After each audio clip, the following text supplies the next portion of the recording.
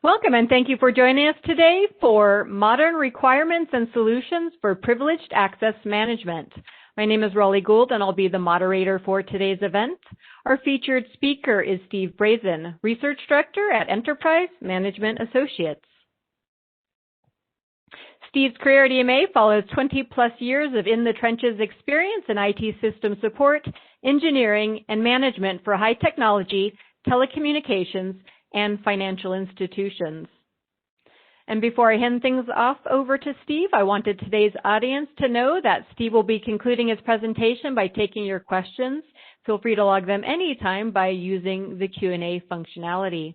Also, today's event is being recorded, and you will receive a follow-up email from EMA later that will include the on-demand playback as well as additional resources about this research. So I hope you'll check that email out. And now I'd like to go ahead and turn things over to our featured speaker, Steve Brazen. Steve? Thank you, Raleigh, and thank you all for joining us today for our discussion on how to address modern requirements for privileged access management. EMA recently published primary research on the types of challenges organizations are facing today with enabling privileged access, as well as the various approaches that solutions they've adopted to achieve their PAM goals. And I'm delighted to be able to share with you some of the key findings from that particular research. Before we dive in, I'd like to take just a moment to thank our sponsors for supporting both the research and today's webinar, Hitachi ID and Remediant. Both vendors are broadly recognized as leading providers of enterprise-class privileged access management solutions, and I recommend any organization looking to improve their PAM capabilities reach out to our sponsors for more information on how they can help you responsibly meet your organizational security goals. Here's a quick look at our agenda for our discussion. We'll begin with an overview of privileged access management and how PAM approaches are currently evolving. This will set the stage for us to talk about the research we conducted and reveal the key results, which will be logically organized into three primary topic areas. First, we'll reveal how privileged access is currently being used within organizations today. Next, we'll expose the primary challenges and security breaches that directly result from the abuse of privileged access. And of course, we'll also identify the PAM practices and processes that are most effective at preventing breach events and policy violations. And we'll take a particularly close look at the use of shared privileged accounts, standing privileged accounts, and privileged accounts on endpoint devices. And finally, we'll wrap it all up with just a few key conclusions on how privileged access management can best address today's emerging challenges. It's an unfortunate fact that privileged access is absolutely essential to enabling enterprise IT. Now, at some point, all applications and systems need to be installed, configured, patched, updated, and maintained. And somehow, access needs to be granted to perform those tasks. Privileged access is granted to designated accounts in order to allow them to perform add, remove, and change tasks that are otherwise restricted by security policies. Now, what's so scary about privileged access, however, is that it grants the account and its user unfettered access to everything. To illustrate this, imagine, if you will, all your company's most sensitive files are distributed across physical filing cabinets inside locked rooms in your office building. In this scenario, individual users would have keys to unlock specific doors that will allow them to access the data that they need to get their jobs done. A privileged user, however, would have a skeleton key that would allow them to access any door in any filing cabinet. Now, this unfettered access creates the extreme potential for misuse by nefarious actors or employees tempted to do or access things for which they are not actually authorized. Certainly, security continues to be the principal focused enterprise IT management today and garners the lion's share of budgets and development efforts.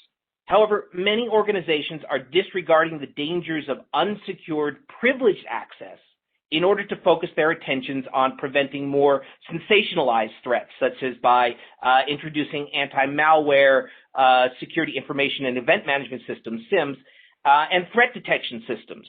Now, don't get me wrong, a multifaceted approach is absolutely essential to securing today's complex IT environments. However, many organizations fail to realize that any security control can be completely bypassed by anyone with access to a privileged account. And that is what makes privileged access the greatest risk to enterprise security. Privileged access management incorporates the processes and best practices necessary to ensure proper delegation and use of privileged accounts and services. Traditional methods for managing privileged access relied principally on basic password management. Now, unfortunately, hackers are continuing to develop new methods for breaching basic password controls, including brute force attacks, man-in-the-middle attacks, and phishing schemes. Also, password management alone does not do anything to delegate which privileged tasks an account can perform or to identify if privileged access is being used appropriately. The fact is that traditional password management solutions can no longer be considered an effective method for governing privileged accounts. Any modern approach for privileged access management should incorporate the following 5 key processes. All privileged access users and their accounts should be identified and centrally recorded. There should be an approval process for authorizing privileged access to specific users. Also, the specific activities privileged users are permitted to perform should also be carefully defined. And the amount of time privileged users have to perform specific tasks should also be limited. We'll talk a little bit more about that shortly. And finally, all privileged access activities should be consistently monitored in real time, and any policy violations immediately reported to ensure accountability. Along with that, it is also important to conduct periodic audits of privileged accounts and activities to identify any trends or conditions that may indicate a security threat.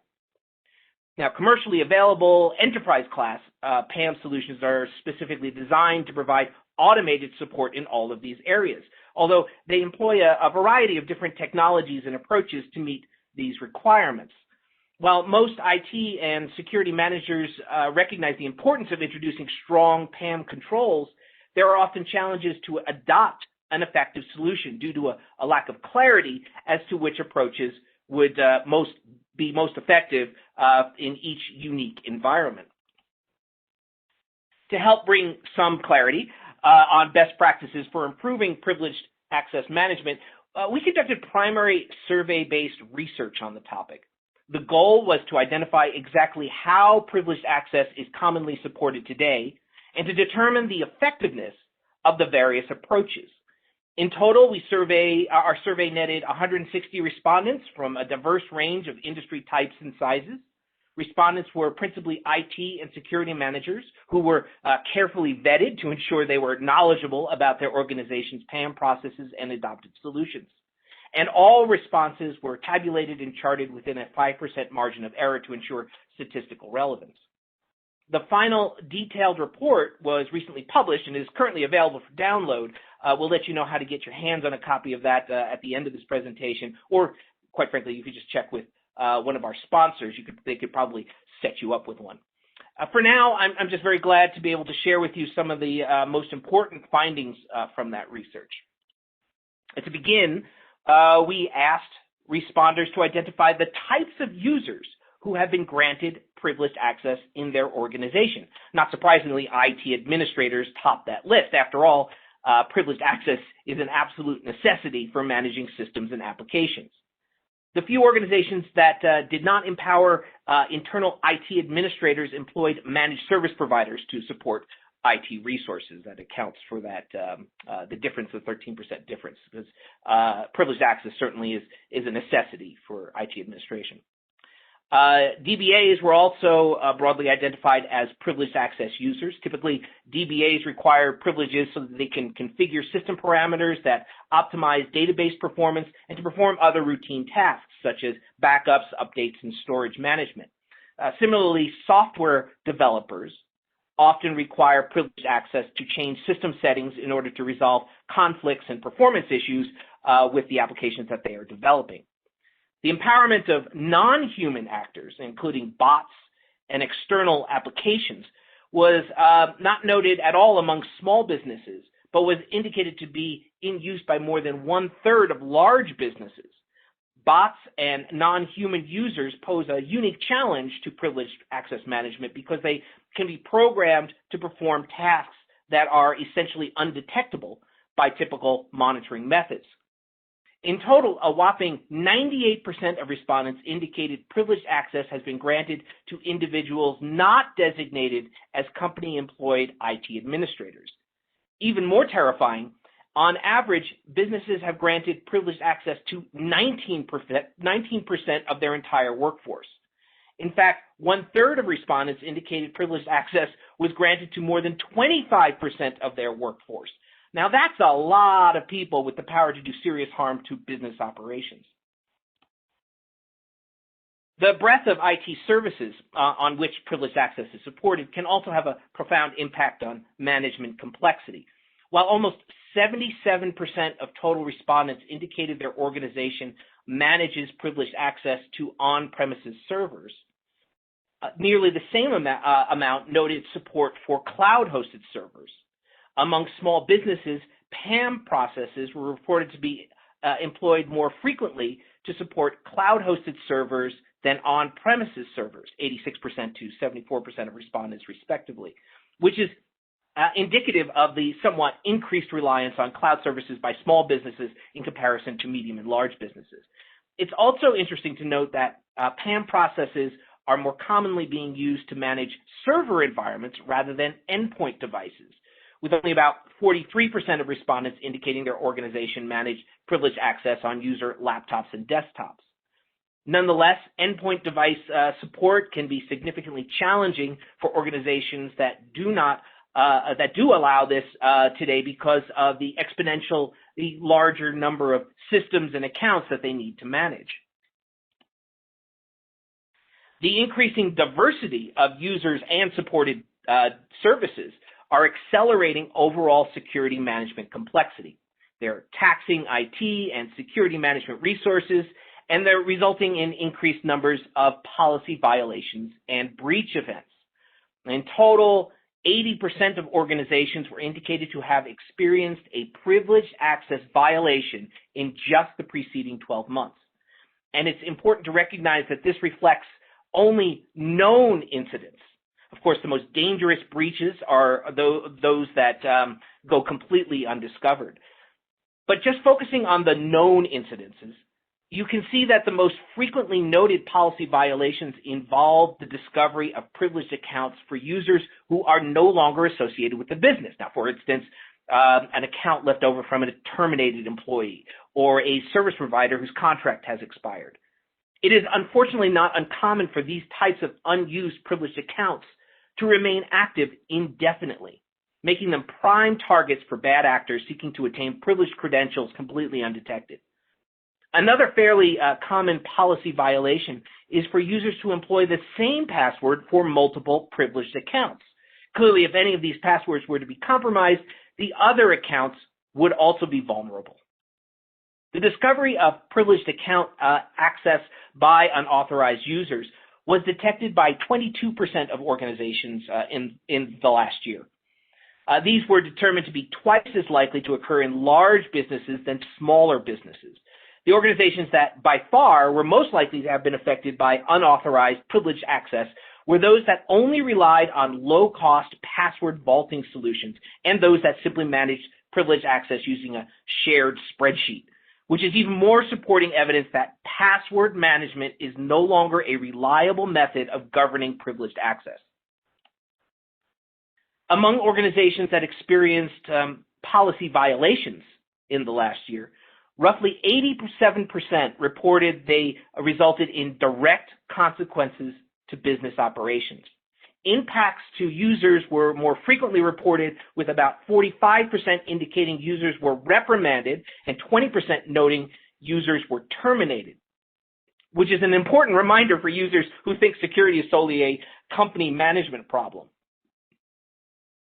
Business performance ramifications from privileged access policy breaches were most frequently reported as a failure to meet regulatory compliance and the exposure of sensitive company data by 1/4 of respondents in each case. Roughly 1 out of every 5 businesses that suffered a policy breach noted even more serious impacts, collectively including a direct loss of revenue, a loss of customers, and or damage to the company's reputation. The high frequency rate of privileged access policy violations and their consequences can be broadly attributed to ineffective PAM processes. The most commonly reported reason for not introducing more effective PAM solutions was noted to be concerns about deployment complexity, that it would be too challenging to introduce a more effective solution. To understand this underlying reason, we asked respondents to indicate the actual level of difficulty experienced when deploying PAM solutions. And as you can see, 2 processes really stand out as being recognized as moderately or very difficult to perform by more than half of surveyed businesses. Integration challenges top the list. Many commercially available cloud and enterprise-hosted IT services include their own access processes, which are designed to operate independently. Now, getting those to work seamlessly with a centralized PAM solution often requires the development of custom integration points using APIs and SDKs. Not surprisingly, integrations were reported to be easiest to enable by businesses that had adopted an enterprise class PAM solution, many of which include pre-built direct integrations with leading IT services and applications. The other area of concern is around deploying PAM solutions that PAM software on business-hosted environments. Now, this includes processes for purchasing and installing complex infrastructure components such as servers, networks, databases, and other additional security controls. Small businesses were particularly challenged with deploying on-premises PAM solutions, with 86% of related respondents indicating it to be moderately or very difficult. Now, by contrast, cloud-hosted PAM solutions, which of course do not require additional infrastructure installations, were indicated to be significantly easier to deploy than enterprise-hosted solutions. So if deployment concerns are holding you back from adopting a better PAM solution, you really want to consider a cloud-hosted SaaS platform that offers direct integration with your most critical IT services. So what exactly are the PAM processes that businesses are relying on today? Well, these can be viewed as the individual privileged access policies defined by each organization. According to our survey respondents, most privileged access policies include basic identification of which specific users are empowered with privileged access and to which services, IT services, they are allowed to have privileged access. Now, lacking this capability, privileged access is only granted to group accounts such as OS-level root and administrator accounts. What's most interesting is that the policies that are most effective at boosting privileged access security were also noted as the least likely to be supported. Organizations that manage policies that specifically identify the business services or devices to which privileged access is granted were determined to be 33% less likely to have experienced a privileged access policy breach in the preceding year. Similarly, survey respondents from organizations that established policies granting privileged access to specific files were 23% less likely to report policy breaches. And as you can see, only about half of respondents noted they supported either of these 2 policies as they drop to the bottom of our list there. Security improvements were also significantly achieved by organizations that introduced PAM policies limiting the amount of time privileged access is authorized. The longer privileged access is enabled for a user account, the greater the risk there is that it will eventually be misused. By limiting the amount of time privileged access is active to just the duration required to complete the specific authorized task, there is a much, much lower chance that bad actors will discover and exploit idle accounts. And our survey results certainly bear this out. The chart here compares the average number of policy violations between organizations that limit the amount of time privileged access is active in green against those that do not in red. As you can see across the board, policy breaches are reduced when time limits are imposed. Shared privileged accounts. 87% of surveyed businesses support privileged accounts that are shared by multiple users. Now, aside from the obvious fact that the more users there are who have access to a privileged account, the greater the chance there is that it will be compromised, the primary problem with shared privileged accounts is that they inhibit accountability. If an inappropriate change is made to a system or if a breach was detected, it is almost impossible to determine which user is responsible. It greatly increases the chance that a user will perform an inappropriate task when they have a high degree of confidence that they are not going to get blamed for it and that it will not be detected. As you can see in this chart, there is a much higher rate of privileged access policy violations in organizations that support shared accounts in red as compared with those that do not in green. Rather than relying on shared or group accounts to enable multiple privileged users, our survey results suggest that a more secure approach is to adopt solutions that adhere to what is called the principle of least privilege. Now, at any given time, authorized users only actually need to perform a specific set of privileged tasks. By limiting privileged access authorizations to just performing those specific required tasks, the chance of a privileged access abuse is greatly reduced. PAM solutions that support this concept of least privilege allow organizations to centrally define specific policies governing which tasks can be performed and by which specific users.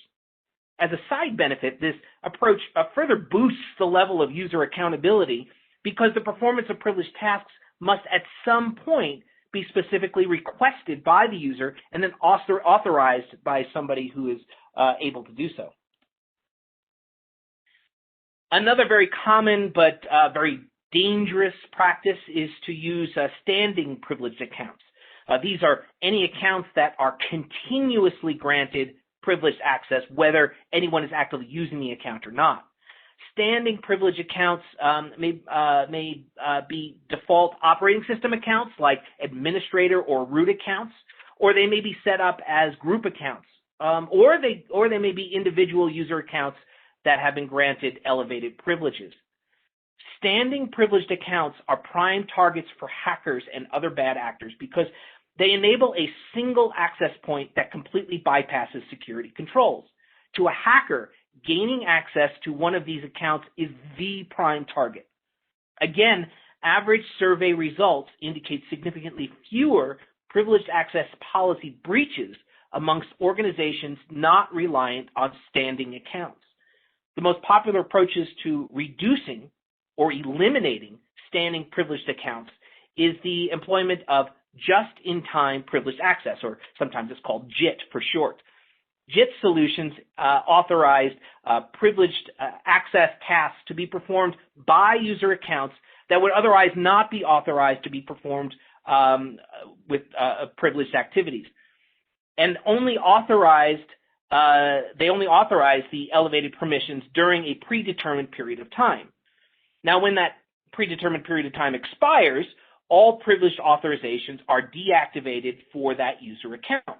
Any further privileged access activities that need to be performed by the user account requires the initiation of a new authorization process. In this way, business risks are significantly reduced because it is statistically unlikely at any random point in time that a JIT-supported account will actively be granted active privileged access. While it is certainly true that most of the focus of PAM practices and solutions is on securing enterprise servers and hosted resources, organizations should also not neglect managing privileged access on endpoint devices, such as laptops and desktops. Among our survey respondents, 88% reported that their organization provides employees with local admin rights to their personal computers. And as you'll recall, however, only about half of these, 43% of total respondents, actually manage privileged access on those PCs. Interestingly, organizations that grant PC admin rights to their users typically do so to reduce the number of day-to-day management tasks that they need to perform by IT support staff. However, as far as the performance of privileged access management tasks are concerned, the amount of administrator efforts substantially increases when supporting PC access for users. Now, this chart here compares how challenging survey respondents find performing common PAM tasks between organizations granting local admin rights to their users in red against those who do not in green. Clearly, management processes are significantly easier when you don't have to manage a vast number of privileged accesses across distributed endpoint devices. However, if allowing privileged access on endpoints is important to your organization, I would strongly suggest investing and investigating PAM solution providers that help automate some or all of these management processes, in particularly those that specifically define and enforce least privilege policies on endpoint devices. So overall, what the research clearly revealed is that a lack of sufficient privileged access controls is placing the vast majority of businesses at extreme risk of significant security breaches. 87% of businesses experienced a privileged access policy breach in the last year, and 93% reported that they do not have confidence that their adopted solutions will prevent future breaches. With all the hype around other security management technologies, a large number of businesses are simply not giving privileged access management the attention it requires. As you've seen, our research results clearly determined there are very significant advantages to adopting enterprise-class PAM practices and solutions, particularly those designed to support the principles of least privileged access. The most effective PAM solutions were those that limit the amount of time privileged access is authorized by supporting just-in-time functionality. Related solutions were indicated to reduce the chances of a policy violation by 44% on average, which is a very significant result.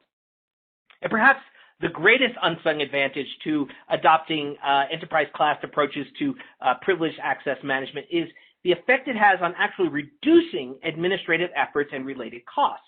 In fact, 71% of our survey respondents recognized, quote, simplifying management efforts, unquote, as a principal advantage of PAM adoption, which was with the right PAM solution in place, organizations streamline management processes while ensuring users are permitted to perform only the privileged tasks that are authorized and only during the time periods when they are actually required. So with that, I'm going to turn it over to Raleigh to lead us through the Q&A. Great. Thank you, Steve. If you want to learn more about the report, I've provided a shortened link here. I will also include a link in the follow-up email, so be sure to check that out. I'm going to go ahead and jump into a couple of questions, Steve. The first one is, do you recommend separate user accounts with admin accounts? It helps but can result in having too many accounts. Yeah, so account sprawl is definitely one of the clear challenges, and I go into that into the research report.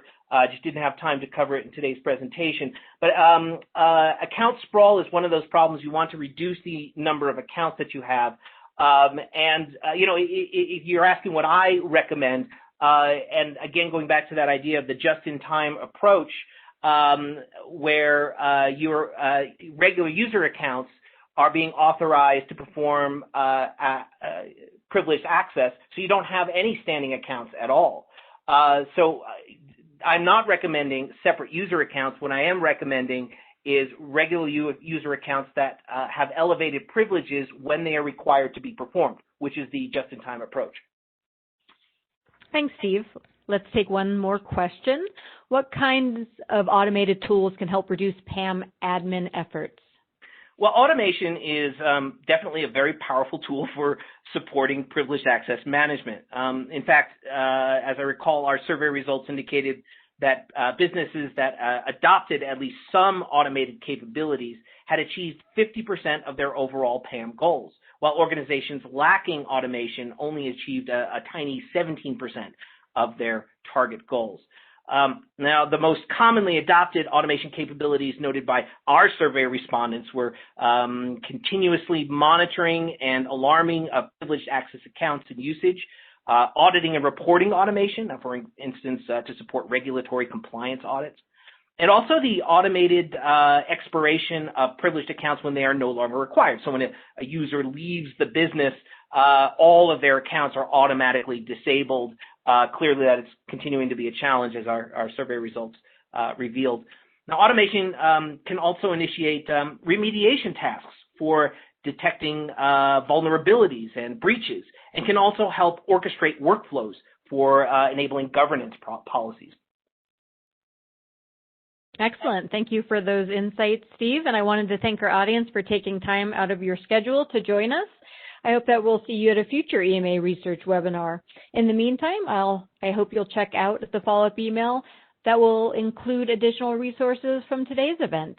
Thanks again, and enjoy the rest of your day.